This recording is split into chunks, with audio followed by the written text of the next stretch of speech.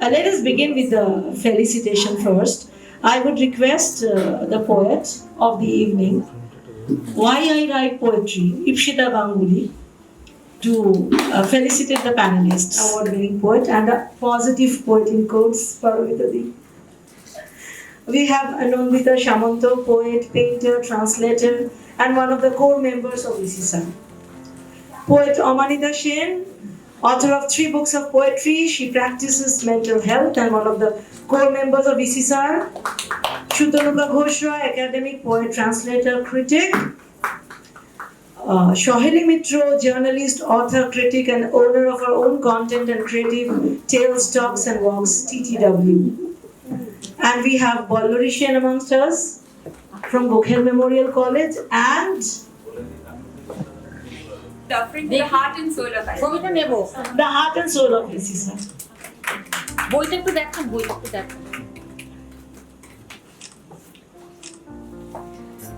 My absolute pleasure to felicitate Ritu Parna. I think everybody here are soul sisters, but Ritu is she's always been the spine and the backbone behind all my. She has published 3 compilations of poetry. She is one of the main protagonists of well-acclaimed poetry film Kolkata Cocktail, and I have many more things to say that would be at the end of the panel. So may we have the launch, please?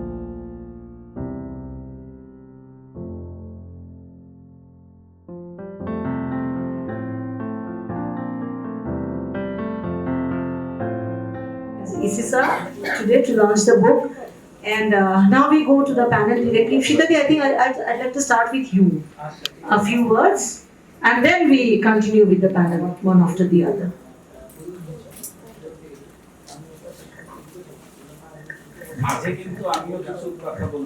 Absolutely, Shrituda. We actually wanted you to speak also, so we'll be honored. And thank you. I think Nolita and Amanita especially here know that ISISAR is one of my most favorite forums. So therefore, to be able to launch and to have a formal panel discussion on my book after 1.5 years of it being published, as Ritu said, is an absolute honor and a joy. Why I write poetry? I guess all of us have our reasons, and I'm very, very keen to hear about all the views today. All the panelists are my absolute favorite poets in the city. They know that, each one of them. So instead of talking more about why I write poetry, I'll just delve into the first poem from this book, the poem after which the book got its name, Why I Write Poetry. Does everything have to have a reason? Do we ask about the change of seasons? Why some love the rains and some fear it? Why some feel cold while others don't? Oh yes, you would say science delves into it, finding cause and effect, debate climatic changes and environment. But try looking at the rainbow and tell me what you see. Beauty, hope, colors, dreams, love, or some cause and effect. Who knows why I write poetry? Some strange chemical imbalance it must be. All I know is that she comes to me. I don't know how, why, but she does. She comes to me. On a beautiful moonlit night, I would hope when the stars spangled the sky and the Neanderthal and Homo erectus discovered the beauty of fire, the art of science. Poetry must have come to me then. And then again, when the sages of our ancient land strung together the shlokas and passed it one to another in ancient rhymes, that's when poetry came to me. She came to me in love through Romeo and Juliet, to the love song of J. Alfred Prufrock and Jivanananda's Bonalata Sen. Yes, she did. Poetry landed within me like a coveted itch, like a silent song, like a wild dance, like the calm after the storm, like my forever lover, poetry comes to me and I take her. In big gulps, in tiny sips, in tenderness and in stress, I take her in love and in faith, in the depths of my fold, in the lightness of my being, in benediction and in revelry, in a celebration that is she, my poetry, my poetry. That was wonderful. I barely need the mic. We speak about Globetrotter. Here, after listening to this poetry again, I have read it. I have read a book probably a couple of times, if not more. I must mention that she is a poetry trotter, just like a Globetrotter. She moved back to the very beginning of human civilization, probably 12,000 years back. From that time, when humans came in, rhythm came with the rhythm of nature, and poetry was very much inculcated within us. And some people could not write, but some people, like Ishita Ganguly, could write from that time onwards, and still now they are going on writing poetry. And why I write poetry speaks a lot. Answers gives answers to the book why she writes poetry. That was wonderful, Ishita Di. May we move on to Nondita Di? Good evening, everyone. I like the way she began, like the poetry says. Ipshita says that, does everything have to have a reason? And I read the preface. She has written in that, she has mentioned that one of the reasons can be considered as chemical imbalance that is there in the poetry too. So I remembered a scene from like a common dialogue from a film Munna Bhai MBBS, Chemical Locha. So a person hallucinating things or thinking of things that he considers correct, whether it is wrong or right. If you think that it is right, it is right. So poetry is, I would say every poet has this chemical imbalance, innate aberration in us, that we always think that we can perceive things differently, we see things differently, we express things differently. So yes, I would say that writing poetry actually serves as a profound means of self-expression. So every poet articulates in a way, in a style that in no other conventional way he or she can do very conveniently. So Ipshita's poetry, I find, distills her experiences into evocative imagery and rhythmic language, creating a unique interplay of mind and moment. So she always, like I have read the book and I found that her poems are not in a very sequence of love poems and nature poems or like that.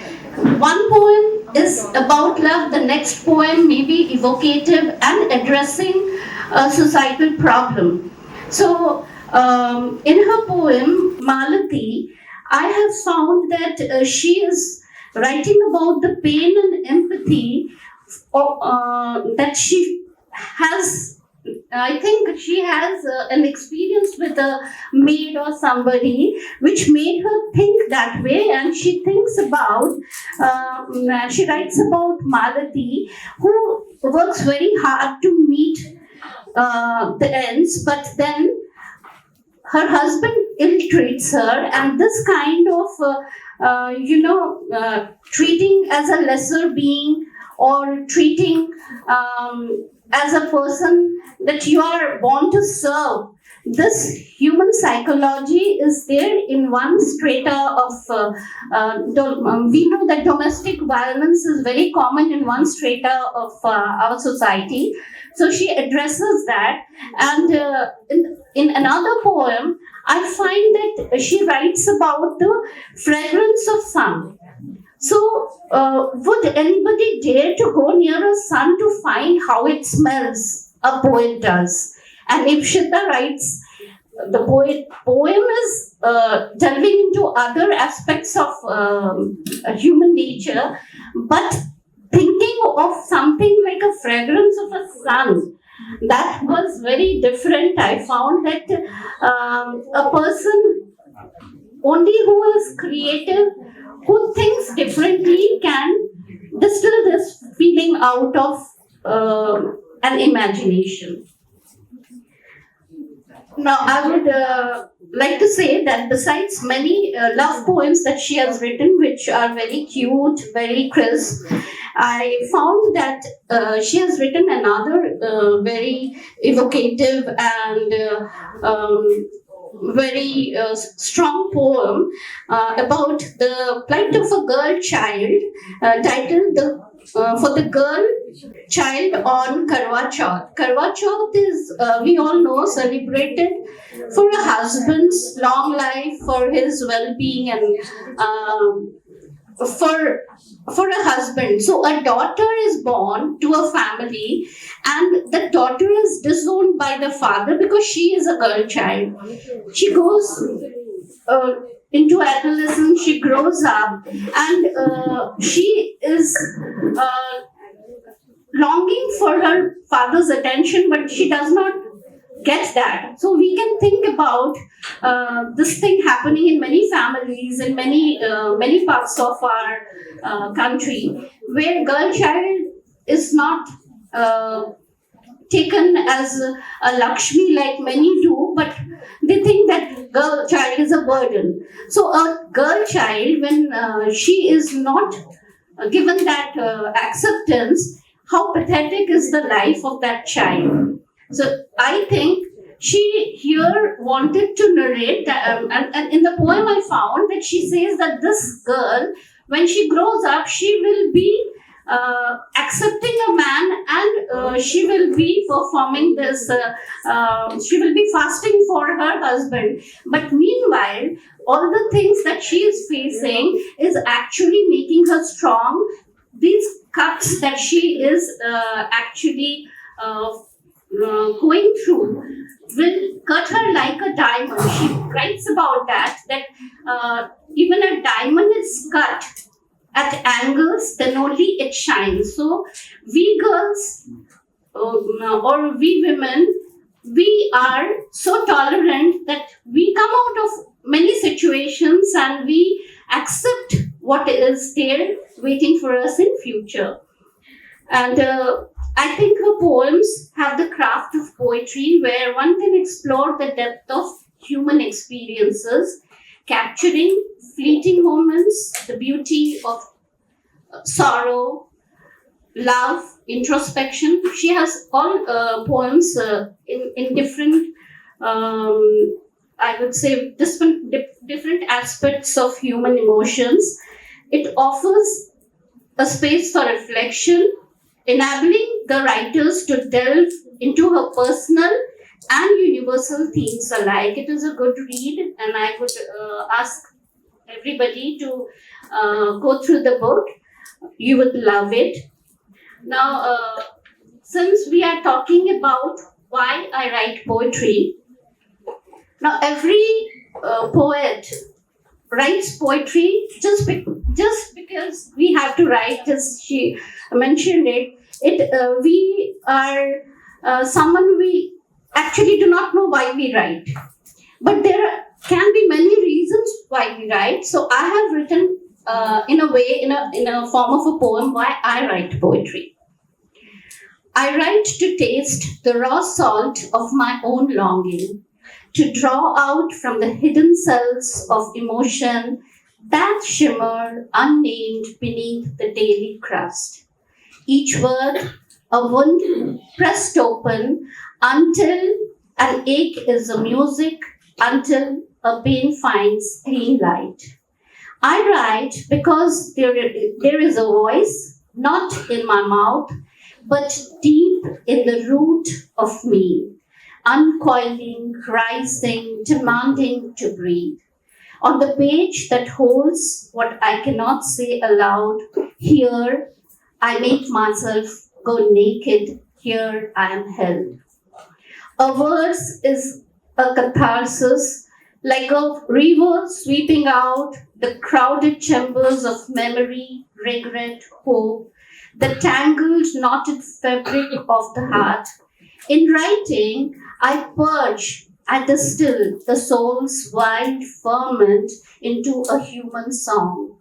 I write for satisfaction, raw and pure, the sweat of expression, the quiet crash of an emotion that transmute into lines and images. Voice of a soul rewritten, remembered, echoing, freed. Each poem coaxes, cajoles me to write, and I do. That was wonderful, and thank you, Rodinani. You have done the homework with the first grade, second grade.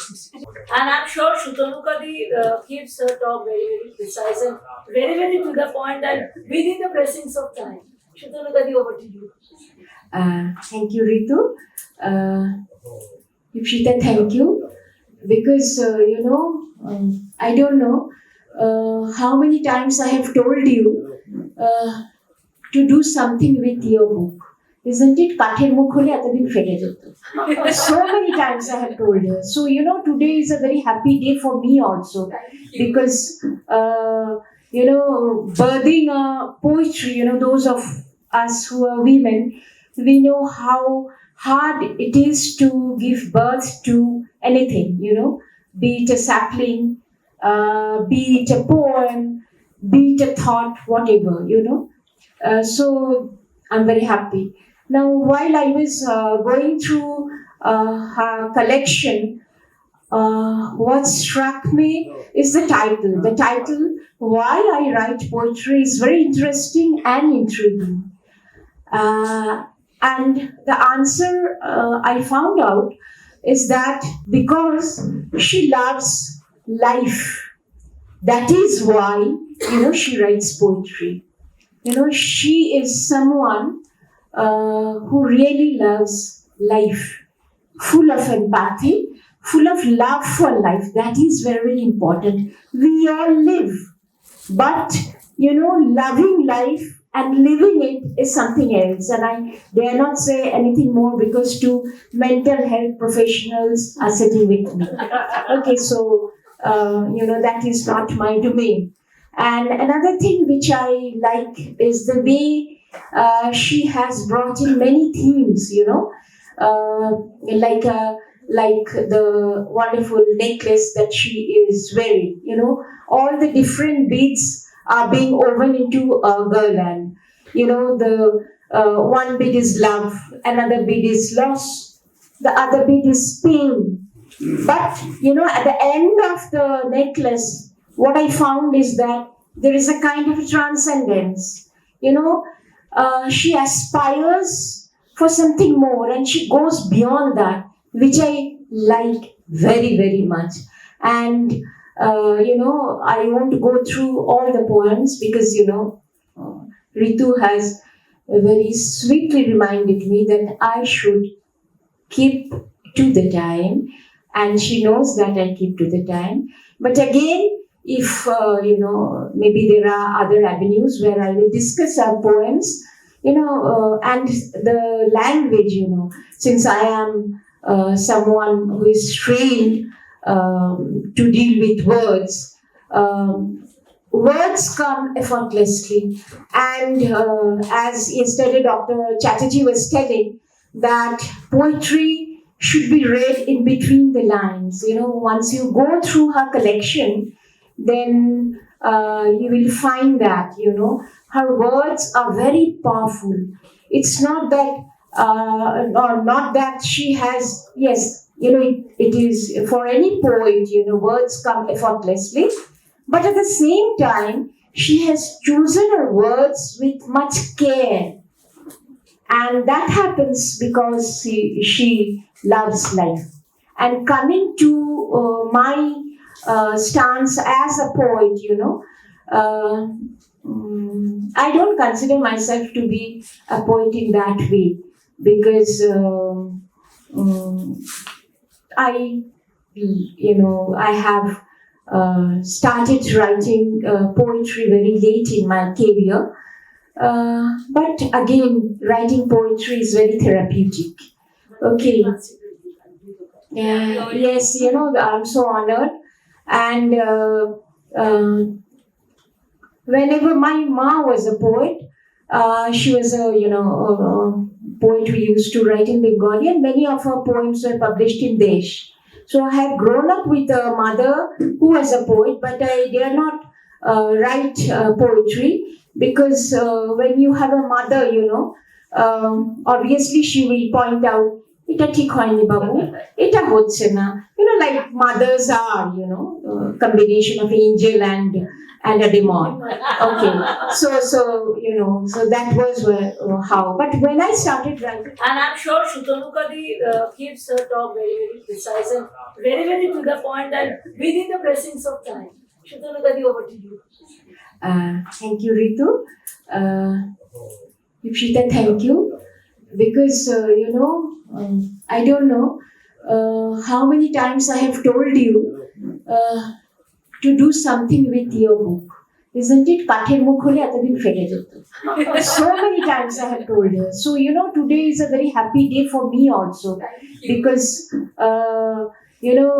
birthing poetry, those of us who are women, we know how hard it is to give birth to anything, be it a sapling, be it a poem, be it a thought, whatever, So I'm very happy.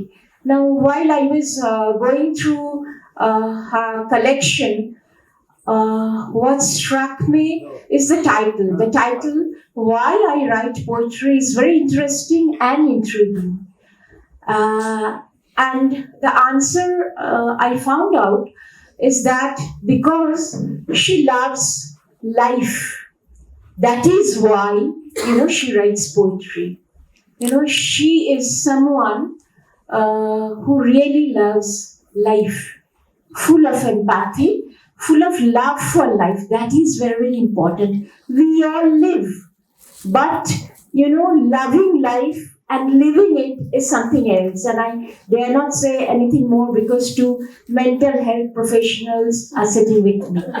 Okay, so, that is not my domain. And another thing which I like is the way she has brought in many themes, like the wonderful necklace that she is wearing, all the different beads are being woven into a garland. The one bead is love, another bead is loss, the other bead is pain. But, at the end of the necklace, what I found is that there is a kind of transcendence. She aspires for something more and she goes beyond that, which I like very, very much. And, I won't go through all the poems because, Ritu has very sweetly reminded me that I should keep to the time, and she knows that I keep to the time. But again, if maybe there are other avenues where I will discuss our poems, and the language, since I am someone who is trained to deal with words. Words come effortlessly, and as yesterday Dr. Chatterjee was telling, that poetry should be read in between the lines. Once you go through her collection, then you will find that, her words are very powerful. It's not that, or not that she has, yes, it is for any poet, words come effortlessly. But at the same time, she has chosen her words with much care. And that happens because she loves life. And coming to my stance as a poet, uh, I don't consider myself to be a poet in that way because I, I have started writing poetry very late in my career. But again, writing poetry is very therapeutic. Okay. Yes, I'm so honored. And whenever my mom was a poet, she was a poet who used to write in Bengali, and many of her poems were published in Desh. So I have grown up with a mother who was a poet, but I dare not write poetry because when you have a mother, obviously she will point out, এটা ঠিক হয়নি বাবু, এটা হচ্ছে না. Like mothers are, combination of angel and a demon. Okay, so that was how. But when I started writing poetry, she, I don't know how many times she appreciated, and just before passing away, she was. I won't, go into personal things. While sitting on the bed, suddenly she looked at my eyes. She had very large, door-shaped eyes, and then she told me, "এই কবিতাটা খুব ভালো হয়েছে বাবু." At that moment, I understood why I write poetry. Thank you all. We don't get much into juggling of the microphone, so over to Amanita. Thank you, Ipshita, for considering me worthy of this panel. And thank you, ISISAR, as always, for giving us this platform to express our thoughts. Since we are all thinking about this title, it is so intriguing, as Shutanuka said, and Nolita also mentioned why I write poetry. And also, Shutanuka right now mentioned mental health. I am tempted to say about Sigmund Freud's explanation on why people do such things as writing poetry or singing or painting. It is a process of sublimation. I know this is a rather unromantic explanation, but this process of sublimation that Freud mentions is to make our emotions more socially acceptable. He says, otherwise we will drive crazy, we will project, we will repress, we will not be good human beings. But if we are expressing our emotions that are not socially acceptable in an acceptable way, we write poetry. Also, Charles Bukowski says that if you have to read to somebody your poems, it may be your lover, your spouse, or whoever, then you are not a great poet. You have to write for yourself. So why I write poetry has many explanations, but coming to Ipshita's book, I've always thought of asking Ipshita how she is such a relentless lover. Not just a lover of people, lover of life, as Shutanuka mentioned, and everything that moves around on this earth. She is a relentless lover, a compassionate person, empathy, as it has already been mentioned. These are the attributes her poems give away for us. There are a few particular favorites of mine where I have stopped. I would like to mention, and then we will see the book, we will see why so. We will think about it. She kept me thinking on these lines where a poem is titled Hello and Goodbye. Hellos and Goodbye. How the poem begins. Every time I pick up my pen to write goodbye, I end up writing hello. These two lines speak so much about her outlook towards life. At the last stanza, that life is a dance and a joyride and an airplane flight. So then, just give in to that dance, my love, and let it take us on a joyride called life. Just maybe there will be some claps, some hoops, some fun en route. I also find a surrender in her poem, which I find almost Tagorian, the surrender towards a greater force. That's so beautiful. The breath of life, how it ends. Till I, my, all become one with the breath of life. Her optimistic voice always wins. But love that cannot be caged, it is a crazy feeling that grips you light-hearted, footloose, beautiful, beyond yourself. That love is transcendental. It can go beyond one's own self. This feeling of transcendence, it comes in all her poems. But as Shudhanika also said, that we have to go on and on talking about the poems. But there are two particular poems I would like to mention. I love the wordplay, and I don't have to see the papers to mention. Queer is a poet. How a poet should be a socially responsible person. And Ipshita is so compassionate towards this whole movement and whatever is happening. And she in the last word says that you are so full of love and yet you are called queer. It makes us think that how we often use words loosely, and yet it makes us think that yes, the poet is so compassionate towards them. And I must mention this poem, Pulwama. We all know what happened. The tragedy was all there in the newspapers. But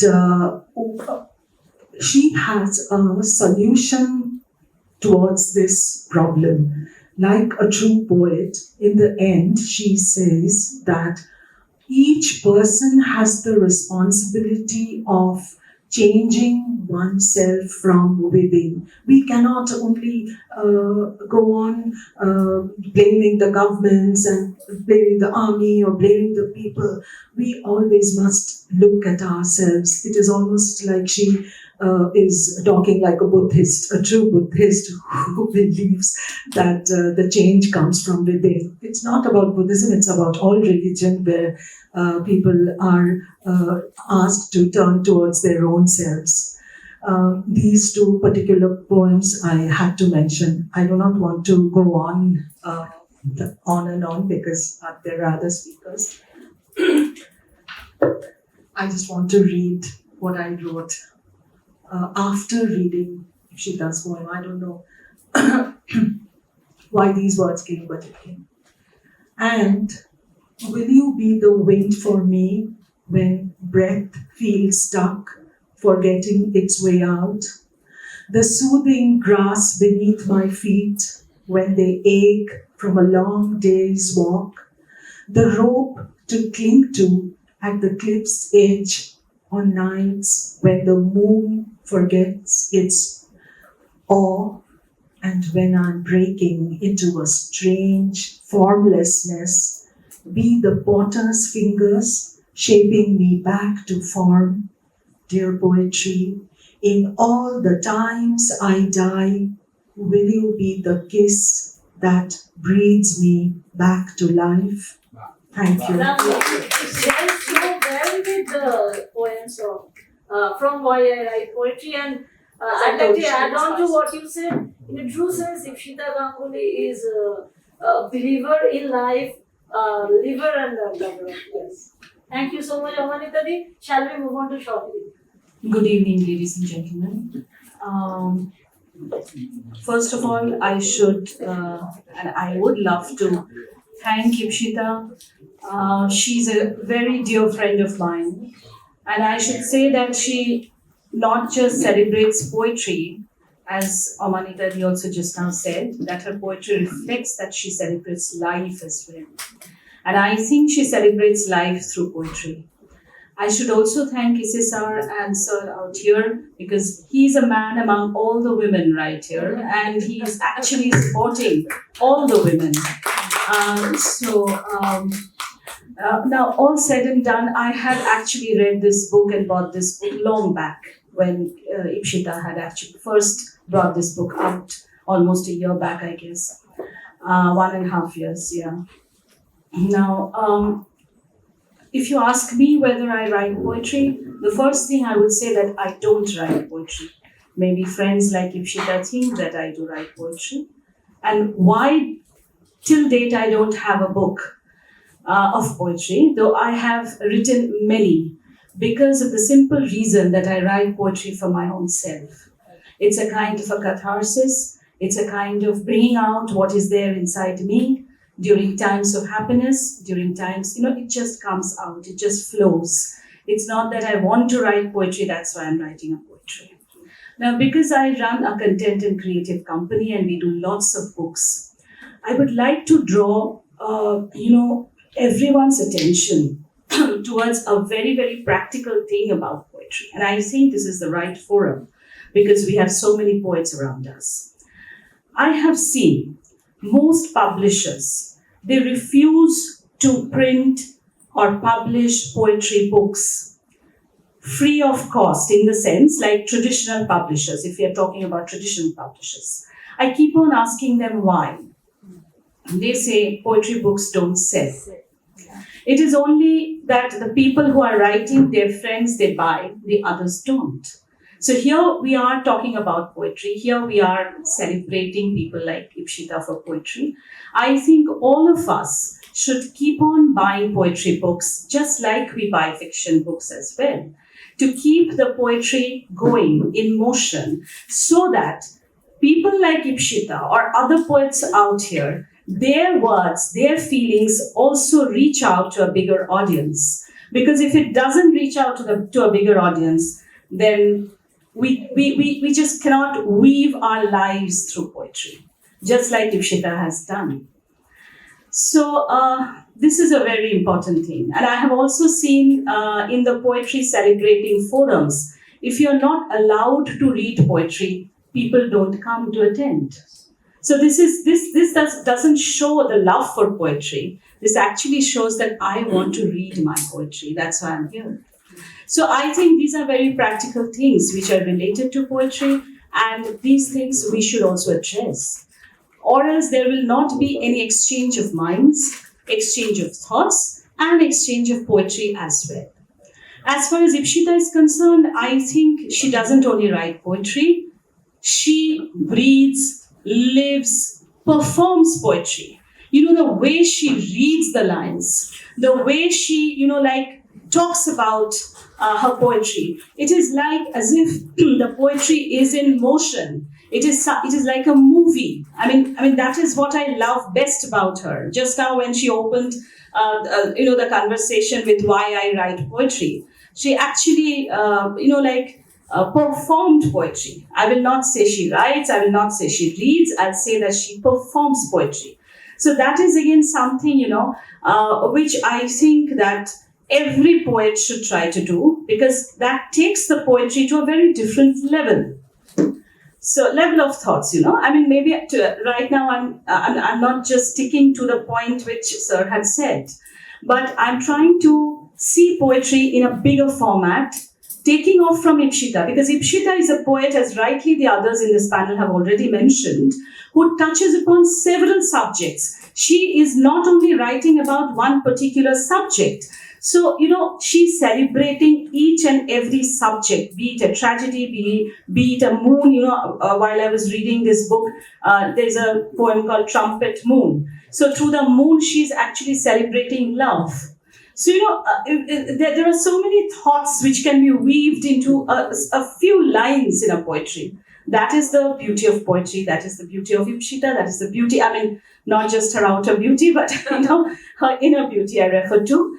And I really didn't know that I need to read a poem out here. But all said and done, I know Ipshita is advocates, I should say, and very prominently she advocates about women, about women's rights.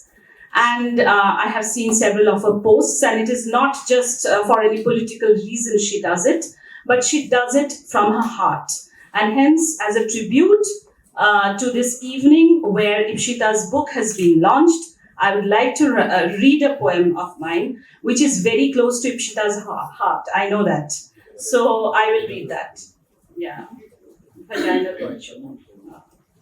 I know she loves this poem. My virtue in my vagina, your power in those genitals.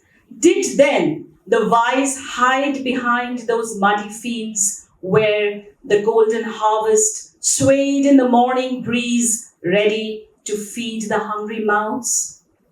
Serene flocks of fragile cranes hovering around the flowing pieces of 9 yards, tattered and torn. Smeared with the crimson rays of the morning sun, prisms of stains, patched designs, blots of blood. A lifeless arm peeping past that harvest divine. Virtue lost, hid behind those swaying crops where the cranes yearned for a meal, yet found none. They left hungry, dancing on the ripped vagina, claws soaked in mud, virtue carried on their wings to a distant land that heard my shrieking cries last night when your power, when your brains, when your virtue made way through those genitals, robbing me of mine. In search of my modesty, I lay dead amidst the muddy fields where I played as a child, where I sowed the seeds in rain, where I nurtured the crops with love. As a blushing bride, a caring mother, I tread the morning dew. They still spell of my virtue, snatched, crushed, but never lost. This is actually a poem which I wrote while coming back, from my office. I used to work with the Telegraph for 21 years. So there were very odd timings. And this was regarding a rape case, which we were covering for page 1 of Telegraph. And while the reporters were saying like what has happened, we had to discuss this, that and others. So it had impacted me so badly that when I was returning home, say around 12:30 in the night, I was just, like typing it on my mobile phone. And that's how this poem was born. So I would just finish my talk saying that please buy Ipshita's book, because this is one poetry book which I feel that a lot of emotions are weaved together. Thank you. Now, after this, Shalini she says that she doesn't write poetry. She says. My goodness. Before I talk about the book, Why I Write Poetry, I'm so thankful to Ipshita. She knew I was coming from Mumbai. And she said, Didi, you have to be in my panel. So here I am. Thank you so much, Ipshita. Parvatari's written a review. Sorry, Yes, she's yes. already written a review Yeah, for this I'm book. coming to that. Yeah. So last year I picked up her book just when it was published. I picked it up from Amazon, and it was so beautiful a book. I had to write a review, and she didn't know. Like Ipshita, it was secret. So I wrote the review and sent it to Setu, and they immediately published it. So before going to her poetry, I will just give a very tiny gist of who Ipshita is. Because I know Ipshita well, and through her poems, I came to know her more. She is a person, she's walked through fire and come out with a smiling face. She's like that. So many of us, we walk through fire, we always have a smiling face. She exudes love, she spreads happiness, and that is Ipshita Ganguly. Yes? Wow. So here is Ipshita Ganguly, the very, very brave woman. You're very inspiring, and I love you so much. So here is Ipshita. So I was going through her book. Now let's see what she has written. So the very first poem, she answers the question, why I write poetry. She already read that for us. Ipshita's poem, I saw there were different genres, if you say, or sections, like about love, about societal harmful things like Pulwama and Malati and Girl Child. And she has written about pets as well. You have a dog. So that was something I so remembered. And you're a single child, and so is my daughter. And I know, like a single child, how she feels. She wants a sister or a brother, and Ipshita has a brother and her dog. Four-legged sibling. Yeah. And you dare not call him a dog. That is right. Yeah. So that's it. And again, Ipshita is a very friendly person. So she writes about a lot of reunions with her friends, about 25 years after when you had a reunion. So these are the things. So these, I can say, these are the different sections of Ipshita's book. And what I loved the most is the love poems. Yeah. There are poems where the poet is pining for love. She shows the pangs of love. Again, fulfilled love. So different forms of love in different poems. So it was so fulfilling to read your book, Ipshita, and the different forms, the different phases of love. So I was like very attracted to the book, and I said I had to write a review. So it was beautiful, and of course, like one of you said, her language. Like you all know, I've come from science. I'm not a trained literature and English person. So my language is very easy. My poetry language is very easy. And I love easy language. It has to touch your heart immediately. And that is Ipshita again. Her language is so lucid, so easy, so beautiful. It immediately touches your heart. So language is very beautiful, and it's short. It's very, very understandable. You don't have to run to a dictionary to see what words she has used. It's absolutely fabulous. And the other thing which I found Ipshita writing, that she doesn't disguise anything. At times your poems are raw.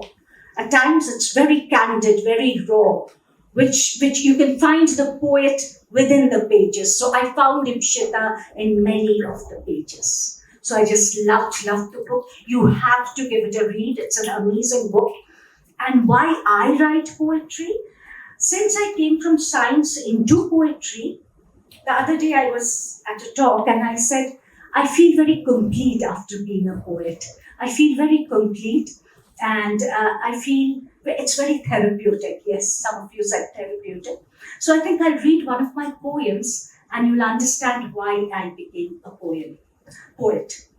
When a woman writes a poem, she seeps out all hurt and pain, throws away all hatred and jealousy. She filters off gloom and embraces radiance. When a woman writes a poem, she distills joy from tiny happenings, squeezes out happiness from the mundane, vaporizes worries and anxieties, and picks up the residual calm. When a woman writes a poem, she dips her pen in the paint of love and eliminates darkness and brings light. When a woman writes a poem, she becomes a poem. Thank you. No wonder Paramita is a scientist. The way she analyzed Ipshita's poem, and I'd like to second her. She is a phoenix. She's a phoenix. You are one of panelists, I think. Yes. No. Yeah. Moderator. Then, She is. She's a Yes. No, I'd like to, after you speak, I'd like to listen from Gauri. okay. Now, you will speak on Ipshita's book, I think. Or Injay. Then I will. you complete first. I will complete it. Okay.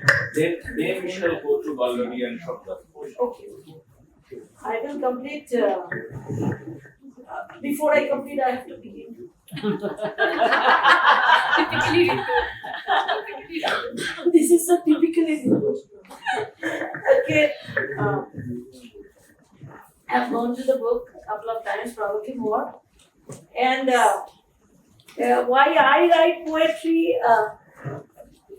I really don't know why I write poetry. Actually, I try to write poetry. Sometimes I have a very chaotic brain. In Bengali, we say that not going to shop khule pore. There's nothing left.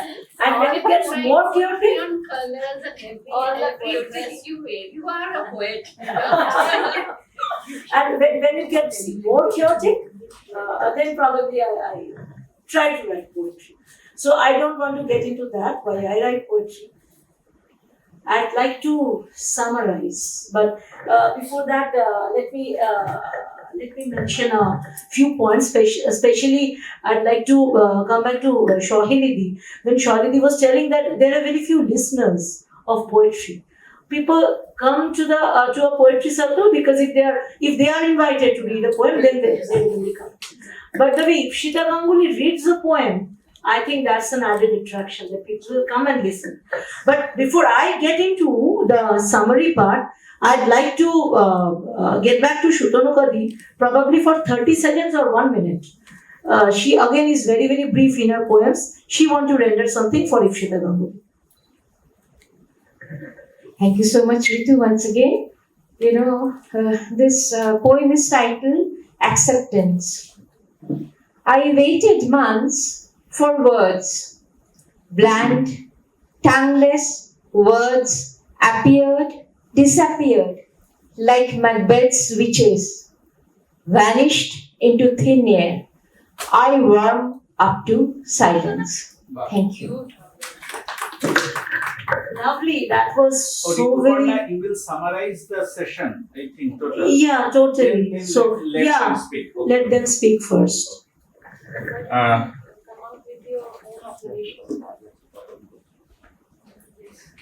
Okay. Then she will complete the summary. We can expand the theme why I write poetry. আমি বল্লরীর কাছে যাচ্ছি সহেলিদির কথাটা নিয়েই আমি বল্লরীর কাছে যাচ্ছি she told that poets and poetry or poetry books should be popularized. Everyone should write poetry. Here is my question. I'm quoting Sunil Ganguly. He repeatedly told in different sessions, কবিতা এবং classical music সবার জন্য নয়. Do you think every reader will be a reader of poetry? A reader who can understand novel, who can understand fiction, who can understand essays also, articles also. But I think a reader should be mentally poet if he wants to understand poetry. আমি ঠিক এই জায়গাটাতেই বল্লরীর কাছে যাচ্ছি। বল্লরী যে প্রসঙ্গটা তুলবে বলেছিল, যেহেতু we are celebrating women's translation, female voices, female literature, female poetry, মেয়েদের কবিতা বা মেয়েদের কবিতাকে আমরা কিভাবে পড়ব? শুধু মেয়েদের কবিতাকে আমরা অন্যভাবে পড়ার কি কোনো চেষ্টা করব কখনো, বা সেই পড়ার পাঠটা কি আমাদের প্রতিদিন তৈরি করা উচিত? I convey to Baldari. আমি শুরু করতে চাইছি পঞ্চদশ শতক থেকে। পঞ্চদশ শতকে চৈতন্য পূর্ব যুগে মূলত বিদ্যাপতি এবং চণ্ডীদাস বাংলা ভাষার দুজন পদকারকে আমরা পাই। আমরা সকলেই হায়ার সেকেন্ডারির বইতে এই দুটি নামের সঙ্গে পরিচিত। বিদ্যাপতি এবং চণ্ডীদাসের বাইরে আর কোনো কবির কথা আমরা পাই না, কিন্তু রামতারা বা রামমণি বা রামী, যাকে আমরা চণ্ডীদাসের সূত্রে জানি, এবং আমরা শুনেছি যে ঐতিহাসিক বলেন এই রামতারা বা রামমণি এর জন্যই চণ্ডীদাস একঘরে হয়েছিলেন, অর্থাৎ এই রজকিনী রানী যিনি চণ্ডীদাসকে তার জাতিচ্যুত করেন। কিন্তু আসলে ইনি কবি। এই কবির একটি পদ আমি একটু পড়তে চাই। কি কহিব বধূ হে বলিতে না জুয়ায়, কাঁদিয়া কহিতে পোড়া মুখে হাসি পায়। নারীর কবিতা প্রথম থেকেই কোনো সমাজ প্রেক্ষিতকে মানেনি। নারীর কবিতা প্রথম থেকেই নির্দিষ্ট কোনো কাব্য ভাষাকেও মানেনি। কিন্তু নারীর কবিতা বিশেষত যে সৃজনশীল নারী সত্তার উপর নির্ভর করে দাঁড়িয়ে আছে, তার অবচেতন মনকে প্রথম থেকেই গুরুত্ব দিয়েছে। এবং এই অবচেতন ভাষ্যটি আমরা কেন পড়লাম না? আমরা কেন এই অবচেতন মনের একাধিক বহু স্তরীয় দিকগুলি, যেখানে একে একে দরজা খুলে তিনি একক উপস্থিতির মধ্যে দিয়ে তার সমাজ পরিকাঠামোকে ভাঙতে চাইছেন। তাই রামীর কবিতা প্রথম থেকেই প্রত্যাখ্যানের কবিতা ছিল। রামী প্রথম থেকেই চণ্ডীদাস এবং তথাকথিত যে ইন্টেলিজেন্সিয়া, যদি আমরা বলি, যে অভিজাত যারা সম্ভ্রান্ত পুরুষ, তাদের সকলকেই একদম নস্যির মতো সরিয়ে দিয়েছেন এবং মনে করেছেন যে এদেরকে কিভাবে এদের দেখা উচিত, এই জায়গায় নারী তার নিজস্ব স্বরেই কথা বলবে। যার ফলে রামীর কবিতা যদি আজকে আমরা পেতাম, মাত্র 2টি পদ পাই, যদি তার বেশি পেতাম, এবং সুকুমার সেন স্বীকার করছেন রামীর কবিতা অনেক পাওয়া যায়, কিন্তু উদাহরণ দিচ্ছেন না। সুকুমার সেনের মতো গবেষক, যাকে আজকেও আমরা সবচেয়ে বেশি আমল দিতে চাই এবং আগামী 100 বছরেও হয়তো দেব, সেখানে এই যে পদটি লিখছেন, প্রথম হচ্ছে বাস্তবে দাঁড়িয়ে কবিতা লেখা, যেখানে নিজের কথা নিজের মুখে বলা, কোনো আলাদা করে বনিতার সাহায্য না নিয়েও নিজেকে নিজের প্রেক্ষিত থেকে তৈরি করা এবং তথাকথিত পুরুষের গোটা দলকে নির্ভেজাল ভাবে প্রত্যাখ্যান করা। কি কহিব, অর্থাৎ আমি কি বা বলবো, আমার বলার ভাষা নেই, আমি বলতে গেলে আমার কান্না পায়, কিন্তু আসলে তো আমি হাসি। এই ব্যঙ্গটা, অনামুখ মিনসেগুলোর কি বা বুকের পাটা, দেবী পূজা বন্ধ করে কুলে দেয় কাঁটা। অর্থাৎ তিনি যে কলঙ্কিত, এই কলঙ্ক মোচনের কোনো কৈফিয়ত না দিয়ে বরং উল্টো দিক থেকে তাদেরকেই আক্রমণ করছেন যারা তাকে কলঙ্কিত মনে করছেন। ঢাক ঢোলে যে সুজন নিন্দা করে, ঝনঝনা করুক তার মাথার উপরে।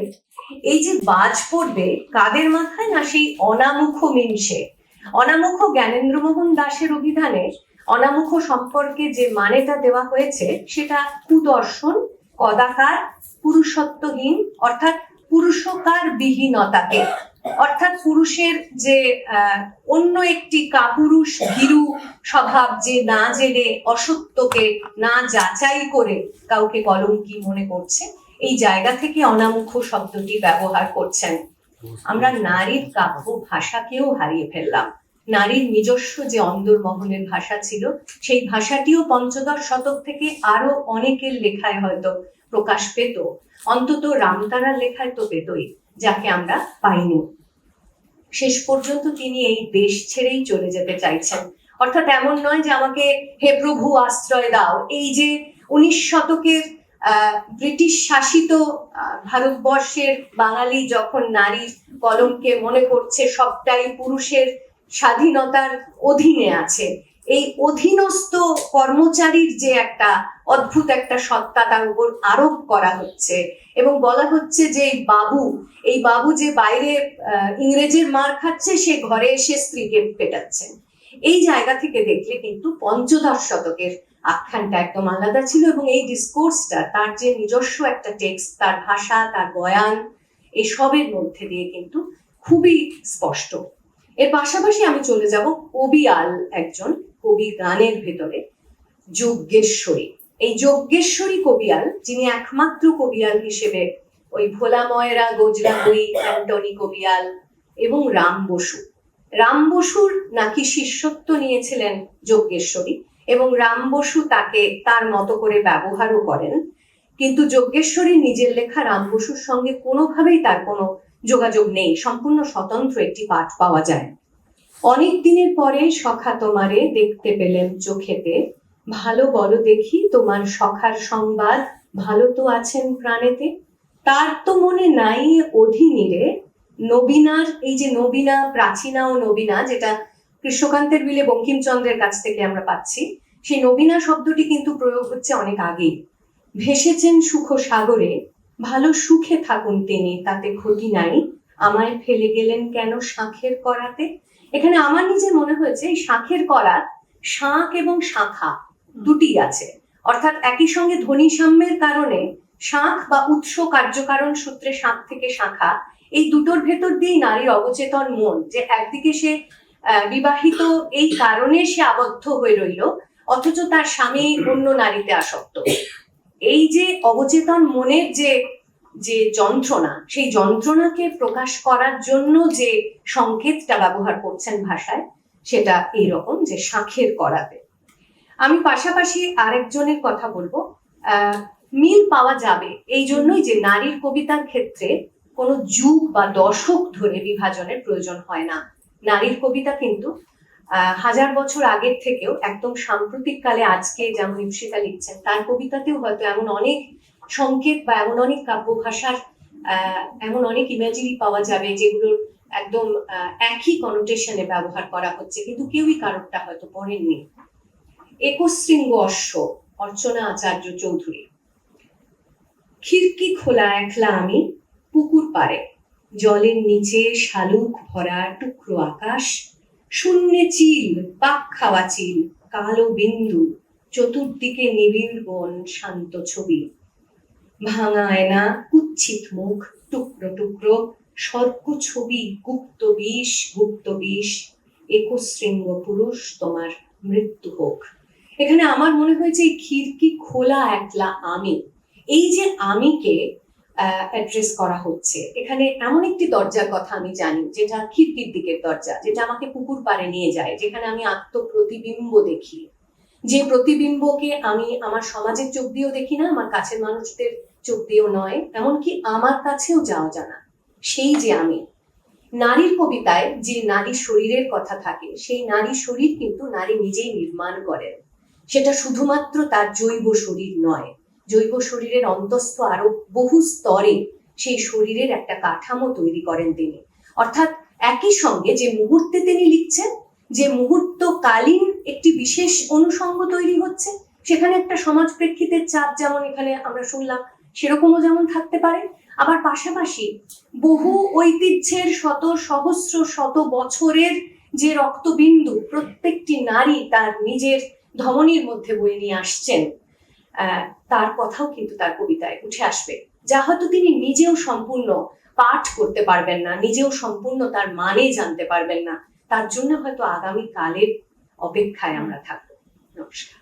একজনের কথা বল্লরী উল্লেখ করলো, অর্চনা আচার্য চৌধুরী, রমেন্দ্র কুমার আচার্য চৌধুরীর বোন, এবং এদের দুজনের সঙ্গেই সোমদত্তার খুব পার্সোনাল সম্পর্ক ছিল দীর্ঘদিন, কারণ সোমদত্তা ওই এলাকাতেই বড় হয়েছে। আমিও রমেন বাবুর বাড়ি অনেকবার গেছি আমার বিয়ের পর, ওই কারণে আমি সোমদত্তাকে কনক্লুড করতে বলছি। আমাদের কথাটা শুরু করেছিল Rituparna started regarding Ipsita globe trotter. এই যে দেখতে দেখতে সারা পৃথিবী ঘুরতে ঘুরতে, অন্য দেশকে দেখতে দেখতে, poetry becomes a language of communication, অন্য মানুষের সাথে, অন্য কালচারের সাথে। And this experimentation was massively done by Rabindranath Thakur, যিনি ওই সারা পৃথিবী জুড়ে ঘুরে ঘুরে কবিতাকে তার ইউনিভার্সাল ল্যাঙ্গুয়েজ অফ কমিউনিকেশনে নিয়ে গেছেন। আমি সোমদত্তাকে এই পার্সপেক্টিভ থেকেই কনক্লুড করতে বলবো, কারণ সোমদত্তা একটি কাজ করছে, তার পোস্টারটা আগের দিন রিলিজড হয়েছে, সোমদত্তা গতকাল ছিল না, হাইকু হারমনি বলে। Haiku harmony contemporary Indian haiku পোয়েটসদের একটা collection. Indian haiku foundation ISISAR এর সাথে কাজটা করছে। They have sent 85 to 90 haiku poets. They have sent their poems, and Somdatta is translating that. It will be a bilingual volume, but in addition to that, there will be a historical journey.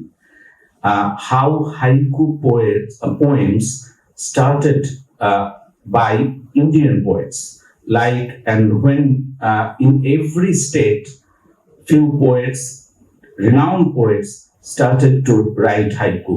In Tamil literature, Subramanya Bharati started writing haiku, and West Bengal Rabindranath started.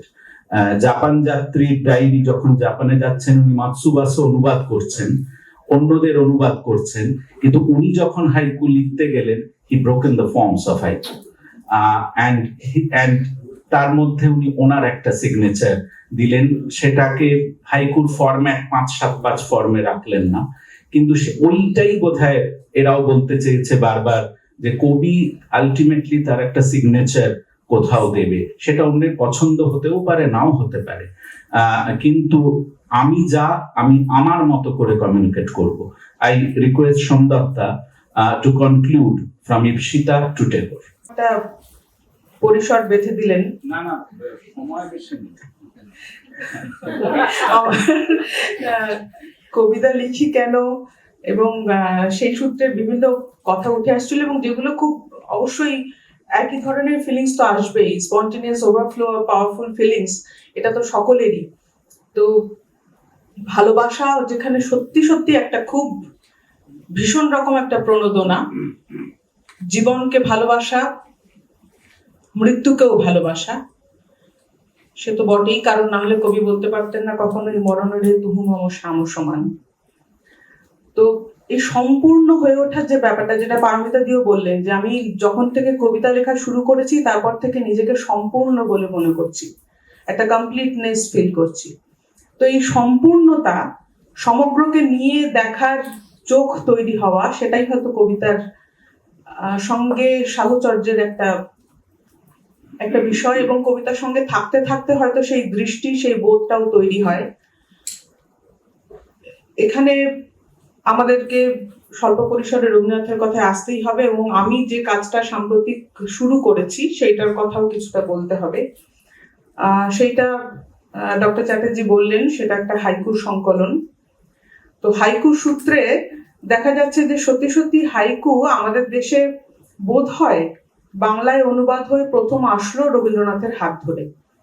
Japan যাত্রীর বইটাতে তিনি বলছেন, জাপানের কবি মাতসুবাসোর যখন দুটো কবিতা তিনি নিজে নিজে অনুবাদ করলেন, তাদের কবিতা কিরকম, হাইকু কবিতাটার ধরনটা কিরকম, এটা বোঝাতে গিয়ে তখন কিন্তু খুব সুন্দর একটা কথা বললেন, যে এদের পাঠকদের মনটা বোধহয় চোখে ভরা, সেই জন্য জাপানের কবিরা তারা শুধুমাত্র একটা ছবি আঁকতে চেষ্টা করেন, এবং সেই ছবিটা ফুটিয়ে তোলার জন্য যেটুকু শব্দের প্রয়োজন ঠিক সেটুকু শব্দই ব্যবহার করেন, তার বেশি করেন না। সুতরাং প্রাণের, আমাদের হৃদয়ের দাহ, ক্ষোভ, উচ্ছ্বাস, সেগুলো প্রকাশ করতে গিয়ে কোথাও যেন আমাদের প্রাণের অনেকটা খরচ হয়ে যায়। এদের সেই খরচটা নেই। রবীন্দ্রনাথ বলছেন জাপানিদের সেই খরচটা নেই, যে খরচটা হয়তো আমাদের এই স্পন্টেনিয়াস ওভারফ্লো পাওয়ারফুল ফিলিং করতে গিয়ে করে ফেলি, জাপানি হাইকু কবিদের সেই খরচটা কম, কারণ তাদের কবিতার মূল বিষয় হচ্ছে ভাব সংযম এবং বাক সংযম। তো এই হৃদয়ের মিতব্যয়িতা এটা কিরকম সেটা বোঝাতে গিয়ে রবীন্দ্রনাথ নিজেও এক্সপেরিমেন্ট করেছেন। তার এরকম ছোট ছোট বেশ কিছু কবিতা সংকলন, যেটা বাংলায় স্ফুলিঙ্গ এবং লেখন এই দুটো গ্রন্থে আছে। এছাড়াও ইংরেজিতে ফায়ারফ্লাইজ বলে একটা বই তিনি করলেন সেই সময় 1928-এ, ম্যাকমিলান থেকে বেরোলো, নিউ ইয়র্কের ম্যাকমিলান, তারা এই বইটা বার করলেন।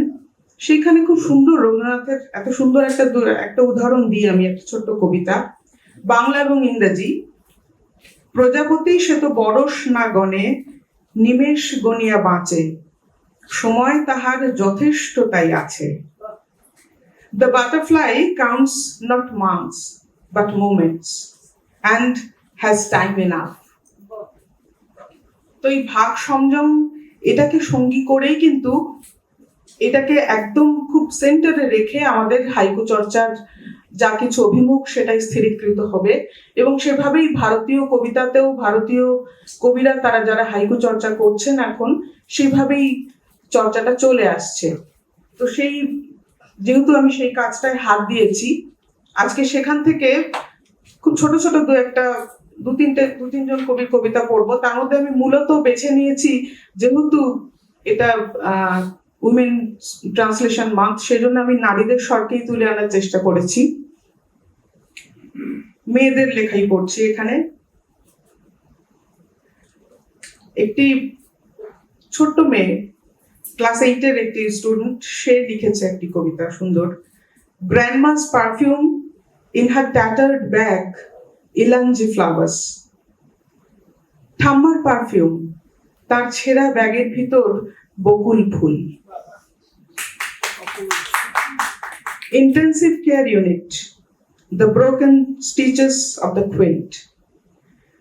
Intensive care unit, কম্বলের গায়ে ফাটা সেলাইয়ের দাগ।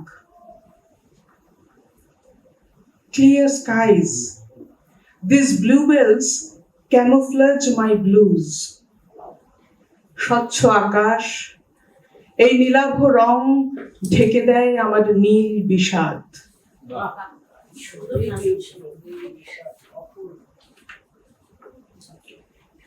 After the thunderstorm, she picks up the pieces of Buddha. প্রবল বজ্র ঝড়ের পর সে কুড়িয়ে নিচ্ছে বুদ্ধের ভাঙা টুকরোগুলো। শেষ করছি যাকে দিয়ে, তিনি মহিলা কবি নন, তিনি একজন ডাক্তারবাবু, ডাক্তার ইন্দ্রনীল মেখলা। তিনি অন্ধ্রপ্রদেশের মানুষ, রেডিওলজিস্ট। তার লেখাগুলো এত আকর্ষণীয়, সেই জন্য তার দুটো লেখা আমি পড়ছি, তাকে দিয়েই এই অনুবাদের পর্বটা শেষ করব। Starving refugee, a hand approaches her mouth with a microphone. ক্ষুধার্ত শরণার্থী, একটা হাত এগিয়ে আসছে তার মুখের দিকে মাইক্রোফোন নিয়ে। Women's Day, she applies makeup to her bruise. নারী দিবস, মেয়েটি প্রসাধনী বুলিয়ে নিচ্ছে তার ক্ষত চিহ্নের উপর। Let me go to Dear Zindagi. Dear Zindagi, life. Ishita Ganguly's Dear Zindagi, from Why I Write Poetry, adds more life to our life. You rock me and I rock you, lifting me up, knocking me down, bowling me over in a string of moments, hiding, seeking forever, seeking you. The wind carries on and I fly right into you, with you. I'm with you, I live on. The moments carry me into life, sometimes a rock, sometimes a fever, a gurgling stream, swimming into the sea of life. And here I go to the summary. She writes poetry, Ishita Ganguly, because it is the only language that can hold her silences and that can turn her more vocal. Her book, Why I Write Poetry, is not just a collection of verses, it's a map of the inner landscapes she has traveled, a tapestry of woven with threads of yearning, memory, and quiet revelations. 82 poems in this anthology speaks like one pulse. They move between the shimmer of nostalgia and the blaze of self-discovery, between tenderness and turbulence. So there is the beauty of the contrast of Ipshi's poems. In simmer between the lines of what or drenched pink, one can hear her heart negotiating with life's complexities, holding joy and sorrow in the same embrace. Again, there is the contrast. Ipshita's metaphors are not ornamental, they are doors. A tangerine moon becomes an opening into longing, a cluster of fireflies becomes a promise of freedom. The pull of high tide and low tide mirrors the chaos of emotions within us all. And I love this chaos personally. Through these images, she reminds readers that poetry is not merely read, it is lived. I repeat, it is lived. She writes because prose cannot carry such delicate truths.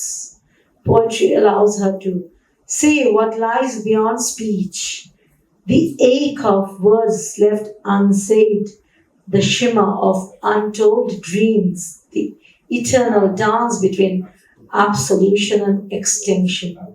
In her verses, readers are invited not just to observe, but to enter, to walk with her through corridors of light and shadow, to find their own reflections shimmering in her lines. Why I write poetry is, at its heart, a testament to why she must write at all. For Ipshita Ganguly, poetry is a sanctuary, if I'm not wrong, and a surrender, a discipline and a release, a communion between the solitary self and the collective soul. She writes because where speech ends, poetry begins. Wow. And that was my observation from her book. And in that beginning, she finds not just herself, but her readers too. And at the end, I must say, rather, I must quote Ipsi. Ipsi writes because she must. Must read the capital M. Thank you all. Thank you for your patience. Many thanks. I request Nahid Akhtar from Hyderabad and Meenakshi Ganguly to please Meenakshi Goswami from Assam to please hand over the certificate and mementos on behalf of us. Oh my God.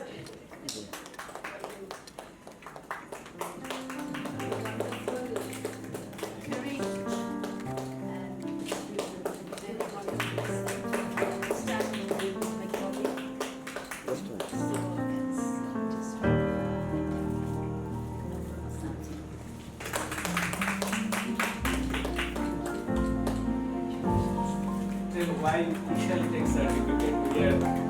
But it is a custom of any conference to. So the certificate really is very important. It's the best memory.